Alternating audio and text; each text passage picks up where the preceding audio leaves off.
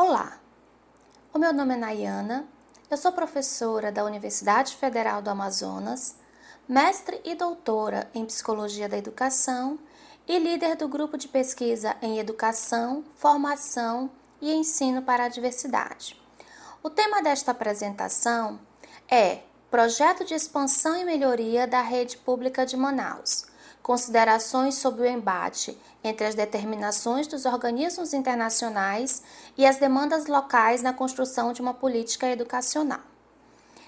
Esse texto ele é um recorte com uma ampliação de parte da análise da minha tese de doutorado, defendida em 2019, e que teve como título Formação Continuada e Desenvolvimento Profissional de Professores da Educação Básica que participam de um programa de inserção profissional.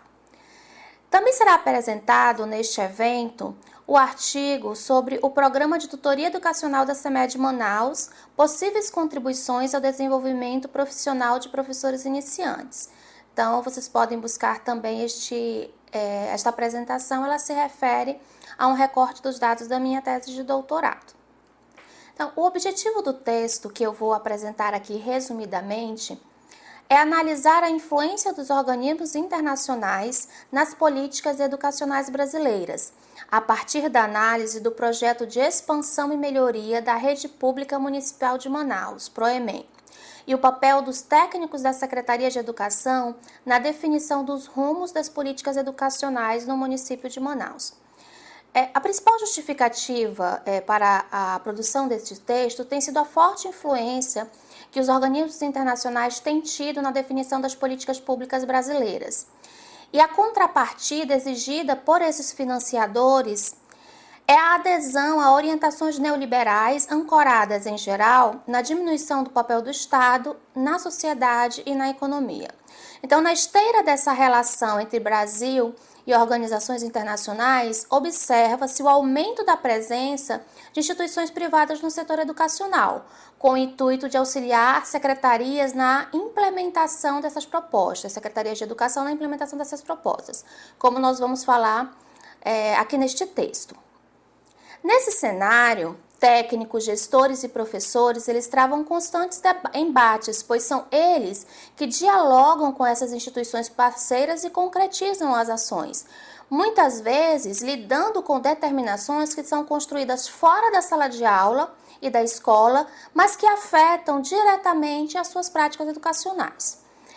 Para a produção desse texto, nós utilizamos relatos obtidos em 4 entrevistas realizadas em diferentes momentos entre os anos de 2015 e 2018, com 2 técnicos da CEMED Manaus que são responsáveis pela gerência desse projeto do PROEMEM e pela articulação com as instituições parceiras.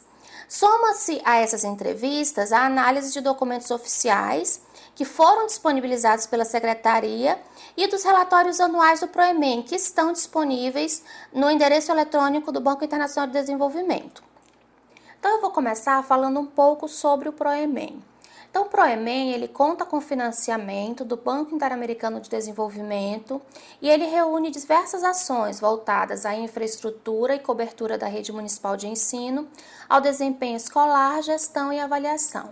Então, no ano de 2013, quando começaram as tratativas entre o BID e a Prefeitura de Manaus, com o intuito de realizar um diagnóstico da rede municipal de ensino, a Secretaria Municipal de Educação de Manaus promoveu um workshop de gestão com representantes de todos os setores da Secretaria que foram convidados a apresentar quais eram as suas necessidades, fragilidades e potencialidades.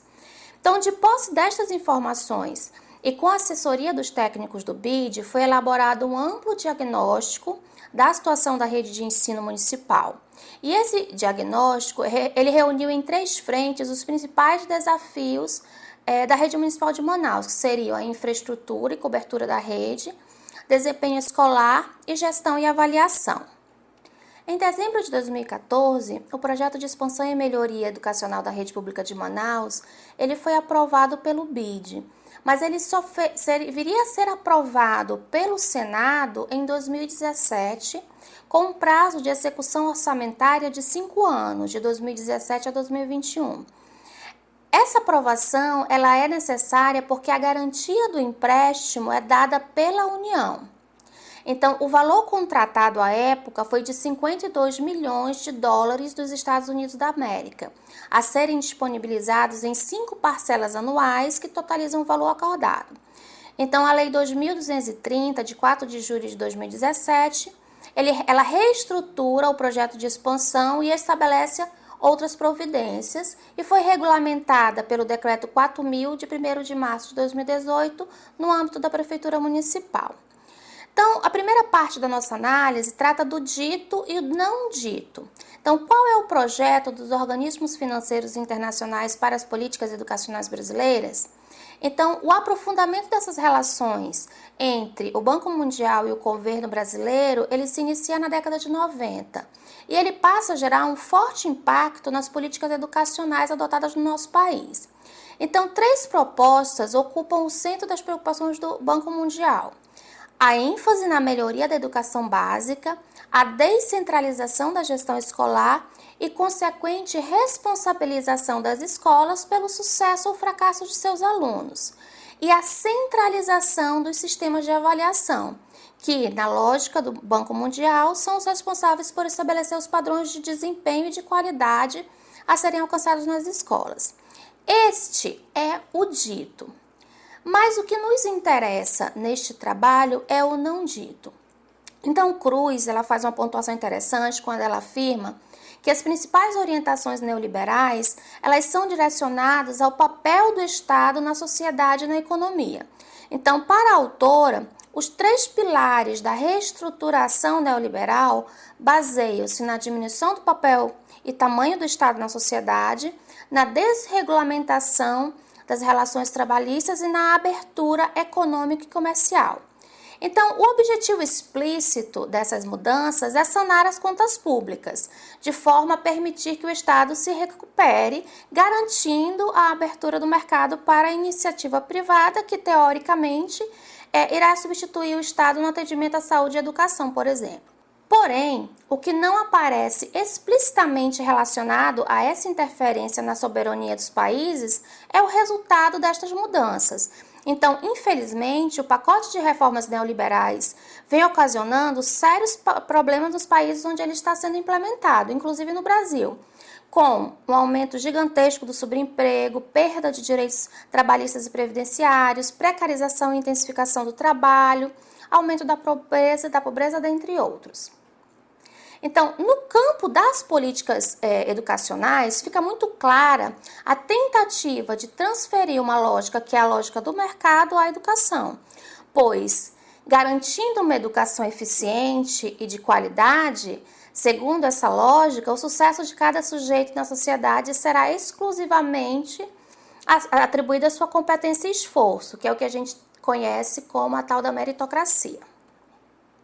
Então, aqui cabe ponderar que esta ótica do Banco Mundial de Educação de Qualidade é aquela lógica que pode ser oferida por resultados, geralmente mensurados por testes, cuja lógica de construção baseia-se na formação de mão de obra para o mercado de trabalho. Entretanto, a gente precisa refletir o que é uma educação de qualidade socialmente referendada e coletivamente construída, que é aquela que busca, além do incremento dessas competências e habilidades dos estudantes que são mensuráveis em testes padronizados, busca também a valorização da cultura, das histórias locais, das habilidades artísticas e esportivas, por exemplo, que não são consideradas nas avaliações e indicadores educacionais.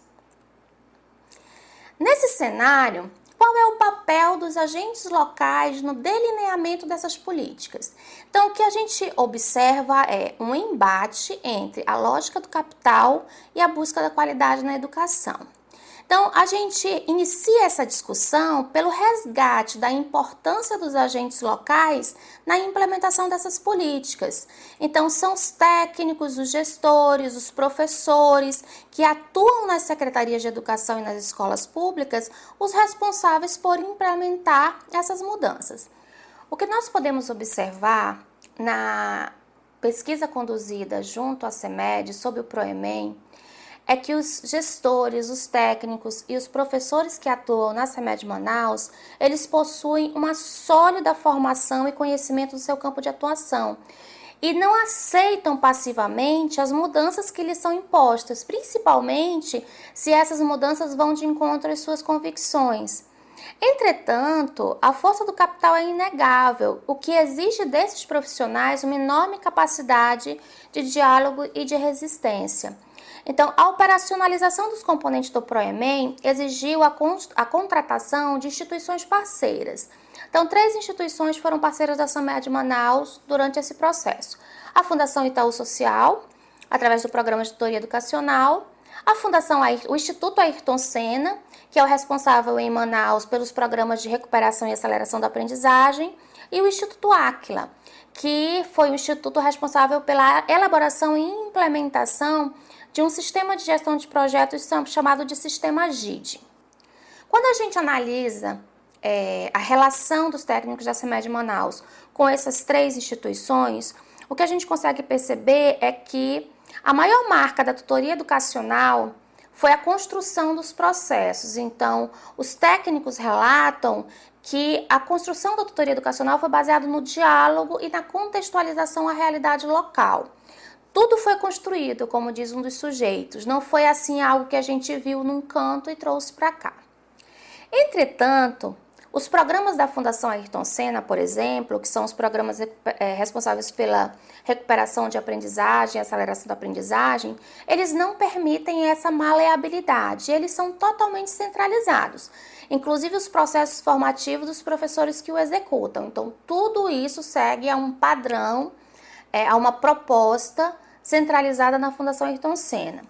Já o sistema GIDE, apesar das críticas recebidas por se tratar de um pacote pronto e por ser visto pelos professores como um instrumento de vigilância e de controle do seu trabalho, ele trata-se, segundo os sujeitos que foram entrevistados, de uma ferramenta muito importante, por trazer mais segurança à tomada de decisão dos gestores locais. Então, o sistema GIDE, ele tem várias formas de coleta e uma amplitude de dados que vão desde a presença, conteúdo, estrutura física das escolas. Então, todos esses dados, eles fornecem informações muito importantes para a tomada de decisão dos gestores locais.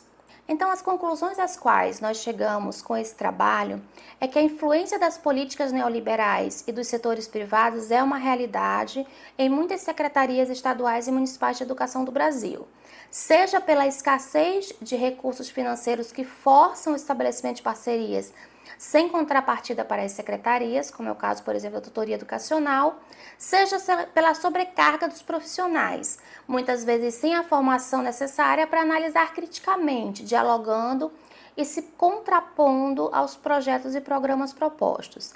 Então, a análise dos documentos que compõem o PROEMEM, ele deixa claro que o programa atende a uma lógica que é uma lógica neoliberal, coerente com o objetivo de formação e controle de mão de obra parcialmente qualificada, pois prioriza a educação básica, esvaziando o ensino superior e, consequentemente, mantendo sob o controle dos países ricos o desenvolvimento da ciência e das diferentes tecnologias.